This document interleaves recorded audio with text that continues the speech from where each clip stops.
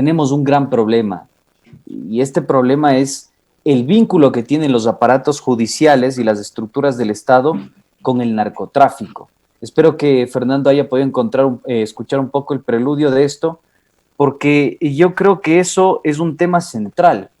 Por ende, no podemos llegar al meollo del asunto, ¿no? Como el sistema penitenciario está permeado por el narcotráfico, el aparato judicial está permeado por el narcotráfico y las estructuras de la policía y de los militares también están permeados por el narcotráfico. Frente a esta situación, Fernando, espero que hayas podido escuchar la pregunta, ¿qué salida tiene el Ecuador o cómo entonces entender la operatividad que tiene el narcotráfico en tierra ecuatoriana hoy por hoy? Yo creo que todavía no nos hemos dado cuenta el nivel de penetración que tiene el narcotráfico en el país. Y esto basta señalar dos hechos que a mí me parecen fundamentales. Uno es que el Ecuador está situado entre dos países, los dos países productores de cocaína más grandes del mundo, como es el caso de Perú y de Colombia. Y eso le ubica al Ecuador como un lugar estratégico porque además de estar en ese espacio, tiene una institucionalidad muy precaria para enfrentar ese tema. Y lo segundo es que, según información de los Estados Unidos, por aquí pasaría alrededor de 500 toneladas de narcóticos, lo cual es una cantidad muy grande. Y la impresión que yo tengo es que la política que se ha planteado hasta ahora, sobre todo en este gobierno, ha sido básicamente trabajar el mercado externo y no el mercado interno. Y yo creo que el problema principal que ahora tiene el país es justamente qué es lo que está pasando con el mercado interno. En otras palabras, el consumo. Sin duda, Fernando, es un problema bastante alarmante y yo no considero que únicamente el narcotráfico está penetrando en las estructuras estatales, judiciales, sino sería el propio crimen organizado. Y se me viene a la mente un hecho que ocurrió en agosto de 2020 que tiene que ver con que dos agentes motorizados de la Agencia Metropolitana de Tránsito de Quito y escoltas del entonces vicepresidente Otto Sonnenhosner daban seguridad a los ciudadanos israelíes Shahid Dahan y Oren Sheyman, uno de ellos asesinados en la penitenciaría de Guayaquil, y estaban involucrados en una estructura de corrupción, de venta de sobreprecios en medicamentos, justamente en momentos de la pandemia. Y recordemos también que justamente el doctor Harrison Salcedo, asesinado el día de hoy, era el abogado de estos dos motociclistas de la AMT. ¿Cómo entender esto que es toda una estructura de crimen organizado y no solo el narcotráfico? Bueno, yo lo que creo es que hoy día la penetración de la red global del crimen, como yo la defino, más que de crimen organizado, porque la red global del crimen es una articulación de grupos criminales de distinta procedencia. Por ejemplo, ya la información es absolutamente evidente de la penetración, por ejemplo, del cartel de Sinaloa o Jalisco Nueva Generación, o los carteles italianos que están aquí presentes, quizás el más significativo, la 'Ndrangheta, etcétera. Y lo que ocurre es que no solo penetra la institucionalidad pública, como se señalaba, el caso de la justicia, el caso de la cárcel, el caso de la policía, de las Fuerzas Armadas, etcétera, sino que también tiene una penetración muy significativa e importante en el tema del mercado. No de otra manera se puede explicar el altísimo nivel de lavado que existe respecto a los recursos económicos que se hacen en el mercado. Es decir, ahí no hay una contraparte de lo público, sino es básicamente el espacio del mercado. Perdón. Y en tercer lugar, en la propia sociedad. Es claro cómo entrega o genera una cantidad importante de trabajo que es altamente rentable frente a lo que puede ocurrir en mercados bastante frágiles laborales, como ocurre en la frontera norte, en la zona de Esmeraldas, Manabí, Sucumbíos, etcétera. Entonces, la presencia es una presencia generalizada y lo que estamos viendo hoy día, desde el 23 de febrero para acá, cuando estalló esta gran crisis en el sistema carcelario ecuatoriano, es que hay una relación muy estrecha entre la cárcel y los delitos que se están produciendo en el espacio público, en el espacio de la libertad, digámoslo de alguna manera. Y el caso de hoy me parece que no es bajo ningún punto de vista una excepción, ¿no? Fernando, quisiera consultarte también sobre algo que es inédito. En algún momento tú precisabas en algún paper, en algún artículo indexado académico, decías que el 2001 significó un cambio importante, paradigmático en materia de combate contra el crimen organizado y el narcotráfico. Recordemos que 2001 se da la caída de las Torres Gemelas. Nosotros nos abocamos a investigar la crisis de seguridad de inicios de 2018, el primer semestre de 2018, donde se da también un giro paradigmático en materia de seguridad y defensa en el Ecuador. Primer coche bomba en la historia del país, primer secuestro de periodistas en la historia del país, una serie de atentados en la zona de Mataje, San Lorenzo. A la luz de todo ese contexto y de la secuencia de hechos, recordemos que también se firmó un tratado de defensa con Mike Pence, la primera visita histórica del vicepresidente de Estados Unidos al Ecuador. ¿Qué sucedió en ese semestre de 2018 y cómo ese semestre de 2018 puede afectar a este contexto crítico en materia de seguridad, en materia de defensa y por supuesto también en el combate al narcotráfico y al crimen organizado? ¿Qué decir al respecto?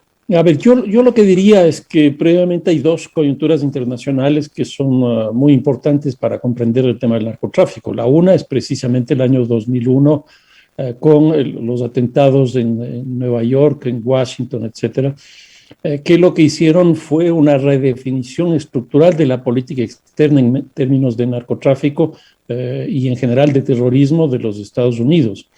Eso significó cerrar, por ejemplo, la entrada por dos vías que eran tradicionales de los narcóticos. El uno era la vía marítima, principalmente por el Pacífico y básicamente por la Florida, y la segunda por vía aérea. Estas dos se cerraron y lo que quedó operando, llamémoslo así, fue la vía terrestre, que fue básicamente y sigue siendo básicamente la frontera con México. Y eso estableció un corredor nuevo en términos de que antes gran parte de esto iba por el Caribe y ahora va más bien por el Pacífico. Y eso es lo que estamos viendo este rato como política principal de este gobierno. La segunda cuestión, la segunda coyuntura que es muy importante es la del 2008, que es la crisis de las hipotecas que se vive simultáneamente en los Estados Unidos y en Europa. Esa crisis le golpeó muy fuertemente al sector narcóticos porque el sector narcóticos tiene un sector de la economía como es la construcción, el lugar donde se lavan los recursos fundamentalmente. Hay otros obviamente, pero el sector inmobiliario es el principal, digamos, en este caso. Es uno de los principales y entonces el sector narcótico se vio golpeado con eso, lo cual se planteó una reestructuración general del crimen a nivel mundial. Y esta reestructuración condujo justamente al salto o al paso de lo que se puede entender como crimen organizado a red global del crimen. El crimen organizado no es otra cosa más que un conjunto de personas, más de 3, según la convención que existe, más de 3 personas que cometen hechos delictivos. Hoy día ya no son más de 3, sino son más de 3 personas, sino son más de 3 organizaciones, más de 3 carteles que están trabajando juntos. Por ejemplo, el caso del cartel de Sinaloa. El cartel de Sinaloa tiene presencia en 51 países a través de otros carteles. Y tiene una presencia en el mercado formal, llamémoslo así, con 3.500 empresas donde invierte. Entonces, esto es una cosa totalmente distinta. El 2008 significó eso. Ahora, ¿qué es lo que pasó en el 2018? Ese es un coletazo del proceso de paz en Colombia, que se firmó en el año 2016 entre el presidente Santos y las FARC, que fue un proceso bastante interesante de pacificación de Colombia y de reducción de las tasas de violencia. Pero ¿qué es lo que ocurre? Hay un cambio de gobierno, cambia la política y los miembros de las FARC que no se plegaron a la paz empiezan a tener una articulación con estos grandes carteles bajo la lógica esta de la red global del crimen. Y entonces en la zona principalmente de Nariño en Colombia y de Esmeraldas en el Ecuador, esa es la zona de mayor producción de cocaína de Colombia, si no me equivoco es entre el 24 y el 25% de lo que se produce en Colombia, que está en esa provincia. Y la salida de eso es básicamente por territorio ecuatoriano. Puede ser San Lorenzo, como puede ser también zonas colombianas. Entonces, todo ese territorio... Tumaco, por ejemplo. Tumaco, exactamente. Todo ese territorio que debió ser asumido por el Estado colombiano quedó vacío, porque eso era lo que establecían los acuerdos de paz. Es decir, los lugares de donde salieron las FARC, las Fuerzas Armadas Revolucionarias de Colombia, los territorios de donde salieron, esos territorios tenían que haber sido reemplazados por el Estado a través de política de seguridad, de salud, de comunicación, etcétera, etcétera. Eso no ocurrió, quedó un espacio vacío. Y ahí lo que se tuvo fueron 12 grupos irregulares que se disputaban esos mercados, articulados principalmente con el cartel de Sinaloa y con Jalisco Nueva Generación. Y en el caso del Ecuador, no fue por el proceso de paz, sino por el histórico abandono del Estado de las zonas fronterizas, que hizo que esa zona fuera cooptada por estos grupos. Desgraciadamente, eso es lo que ocurrió, y a partir de ese momento toda esa zona fue absolutamente militarizada, como si las Fuerzas Armadas pudieran resolver un problema estructural de fondo de la presencia del Estado. Daría la apariencia de que el Estado no está asumiendo su rol, o incluso habría cierta complicidad, porque los sicariatos como el de Harrison Salcedo se repiten a diario, las armas, la droga continúa ingresando a las cárceles del país, incluso cuando se han decretado estados de excepción, se ha declarado en emergencia al sistema penitenciario. Por otro lado, también en el sistema judicial hay muchas fallas. El Código Integral Penal establece penas de hasta 40 años de prisión por asesinato, dependiendo de los agravantes, pero vemos que hay muchas personas detenidas que tienen 10, 20, 30 detenciones y salen con absoluta facilidad cuando son detenidas. ¿Hay complicidad del Estado? ¿Se puede entender así, Fernando? A ver, yo lo que veo con respecto del asesinato del día de hoy del doctor Salcedo es que Quito ya no está al margen de este proceso. Quito ya entró de una manera absolutamente clara y evidente en la lógica del narcotráfico. ¿Y por qué? No solo por este caso, sino que en días pasados ya tuvimos 2 asesinatos en el sur. Esto muestra que Quito ya está dentro de este proceso. Y no solo eso, sino que el territorio ecuatoriano prácticamente ya no está liberado de esta situación. Hasta el momento lo que nosotros habíamos tenido era la frontera norte como territorio principal y los puertos en las zonas colindantes con el Pacífico. Esto es Esmeraldas, Guayaquil, Manta, Puerto Bolívar, básicamente. Pero hoy día lo que hemos visto a partir del 23 de febrero de la crisis, esta que produjo como 79, 80 muertos en las cárceles, en 4 cárceles, es que esto ya se extendió por el país. Y entonces ahí sí el tema es muchísimo más complicado. ¿Qué de responsabilidad tiene esto el Estado? Pues la impresión que yo tengo es que el Estado se dedicó principalmente, como decía, al mercado externo. En otras palabras, se dedicó a construir esto que llaman el triángulo entre Perú, Ecuador, Colombia y las Galápagos para el control del mercado del Pacífico, que es aquel mercado que predominantemente va por el Caribe, por Centroamérica, a México y a los Estados Unidos. Y se ha descuidado el tema interno dentro del país. Y también se ha descuidado otro elemento de exportación clave, que es la zona de la Amazonía. ¿Por qué? Porque se privilegió básicamente una política del mercado externo. Yo no conozco en este último tiempo, estos 3, 4 años, una política explícita para el manejo del mercado interno del consumo de narcóticos en el país. Fernando, lamentablemente nos quedamos sin tiempo. Quisiera que seas muy breve con esta interrogante que queremos también realizarte.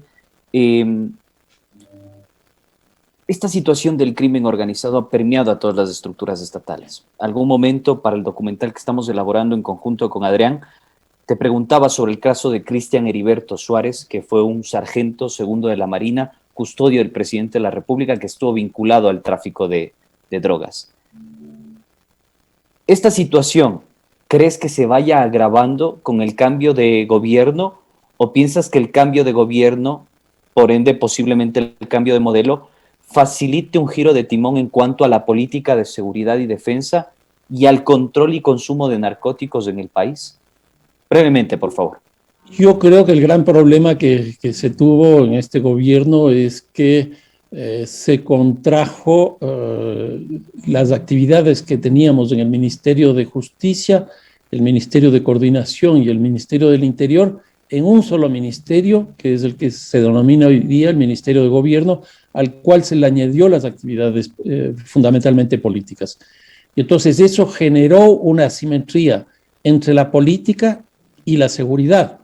Por ejemplo, cuando estaba María Paula Romo, tenía mucho más peso la política que la seguridad. Inmediatamente que sale María Paula Romo, ponen de ministro de gobierno a un policía, con lo cual la seguridad tiene peso y desaparece la política. Yo creo que eso es un problema estructural, que no es cuestión exclusivamente de cambio de ministros, sino que yo creo que si el próximo gobierno quiere enfrentar verdaderamente lo que significa el narcotráfico y la inseguridad, tiene que partir de la reestructuración, la reingeniería de todo el marco institucional que está vinculado a la seguridad. En otras palabras, los tres pilares principales del sistema penal, como es la cárcel, que tiene una crisis impresionante, la policía, que algo está bien, la justicia, que está en entredicho. Esos tres tienen que trabajarse, pero además hay que hacer una reforma del COTAD para que los municipios vuelvan a tener la competencia de seguridad. La única posibilidad que existe en el país de que haya prevención es que los municipios entren a este ámbito. Caso contrario, vamos a tener muchos problemas. Y termino. Creo que es necesario tener una política antinarcóticos y dentro de esa política antinarcóticos deberemos empezar a discutir ya la legalización de las drogas. Este rato, Canadá tiene legalizado, Estados Unidos tiene la mitad de los estados legalizados y México va a legalizar. Esto significa que todo Norteamérica ha entrado en esa lógica. ¿Por qué nosotros no podemos siquiera empezar a discutir un tema de este tipo? Fernando, te queremos agradecer enormemente por tu participación. Muchas gracias. No, muchas gracias a ustedes.